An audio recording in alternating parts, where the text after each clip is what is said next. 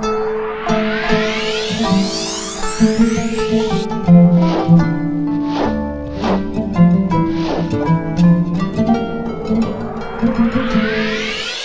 alaikum wa rahmatullahi wa barakatuh. Et à ceux qui ne sont pas musulmans, que la paix de Dieu soit sur vous. Nous voici de retour sur notre plateau des enseignements bibliques cachés aux chrétiens après un long moment d'absence. Et aujourd'hui, nous allons parler sur le salut. D'où provient-il? Si vous posez à un chrétien la question de savoir d'où provient le salut, le chrétien vous dira de la croix. Parce qu'il fallait que Jésus soit tué, crucifié, afin que le monde soit sauvé. Du coup, le salut vient de la foi. Et la foi chrétienne est à 100% basée sur cette théorie, de façon qu'aucun chrétien ne peut croire au contraire. Mais est-ce que la Bible reconnaît qu'il fallait que quelqu'un meure afin que tout le monde soit sauvé? Ou est-ce que la Bible n'a-t-elle pas un autre enseignement pour le salut? C'est ce que nous allons trouver dans le livre de Deutéronome, chapitre 24, son 16e verset, qui dit: Les pères ne seront pas mis à mort pour les enfants, et les enfants ne seront pas mis à mort pour les pères. Chacun sera mis à mort pour son péché. Il est bien clair dans l'Ancien Testament. Dieu dit que personne ne devra être tué pour le péché de personne.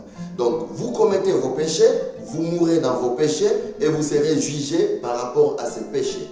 Que les pères ne doivent pas être tués pour le péché de leurs enfants et vice-versa. Donc, les enfants ne seront eux aussi pas tués ou jamais pour le péché de leur père. Ça veut dire que si un homme est connu pour tel ou tel péché, il sera tué pour ses péchés et au jour du jugement dernier, il sera jugé par Dieu sur ses péchés. Ça remet automatiquement en cause la philosophie, le credo chrétien selon lequel Jésus a été tué pour que les péchés du monde soient lavés afin que nous soyons tous sauvés. Donc le salut ne vient pas de la mort de quelqu'un d'autre, mais chacun devra être tué ou chacun devra être mis à mort pour ses propres péchés. Ça, c'est encore dans l'Ancien Testament. Mais Jésus lui-même, qu'a-t-il dit de son vivant sur le salut? Matthieu, chapitre 16, versets 24 et 25 disent: Alors Jésus dit à ses disciples: Si quelqu'un veut venir à ma suite, qu'il renonce à soi-même, qu'il prenne sa croix et me suive. Car celui qui voudra sauver sa vie la perdra, et celui qui perdra sa vie à cause de moi la trouvera. Le Christ vient mettre fin à la discussion. Le Christ dit que quiconque veut le suivre et avoir le salut de son âme devra prendre son fardeau, devra prendre lui-même sa croix et le suivre. Pour dire que Christ ne prendra jamais la croix de quelqu'un et quelqu'un ne prendra jamais la croix de Christ, mais chacun devra prendre sa propre croix.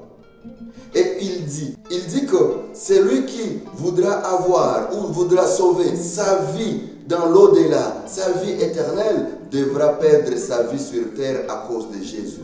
Donc c'est à toi de perdre ta vie à cause de Jésus et non à Jésus de perdre sa vie à cause de toi, mon frère. Donc, ce que vous croyez que Jésus devrait être tué sur une croix afin que toi tu sois sauvé, n'est pas l'enseignement de la Bible, mais plutôt l'enseignement de la Bible, et que toi, tu perdes ta vie, que tu laisses tout et suivre Jésus, ainsi tu seras sauvé. Donc, le salut ne vient pas de la croix, mais plutôt le salut vient du sacrifice que toi-même tu feras pour ton âme, pour Jésus, pour tous les prophètes, pour Dieu, afin que tu sois sauvé. Tu le savais, chrétien?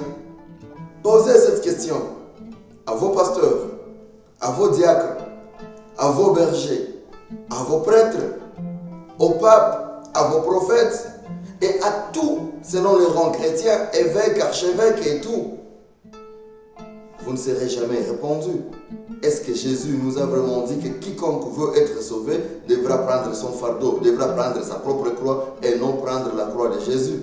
Vous ne serez jamais répondu. D'ailleurs, en ceci, il y a une deuxième question qui s'ajoute. Parce que si le salut vient de la croix, pourquoi vous baptisez-vous? Parce que vous vous baptisez au motif que vous lavez du péché originel. Mais quel péché encore, alors que Jésus étant mort sur la croix, il a tout pris avec lui. Ah, là, il y a encore une troisième question. Il y a de ces églises qui pratiquent l'excommunion. Quelqu'un a fait un péché tellement grand qu'il doit être excommunié. Mais pourquoi l'excommunier alors que le péché qu'il a fait a déjà été effacé, a déjà été pris par Jésus? Ou alors par son baptême. Ainsi la question revient, d'où provient le salut? Salam alaikum.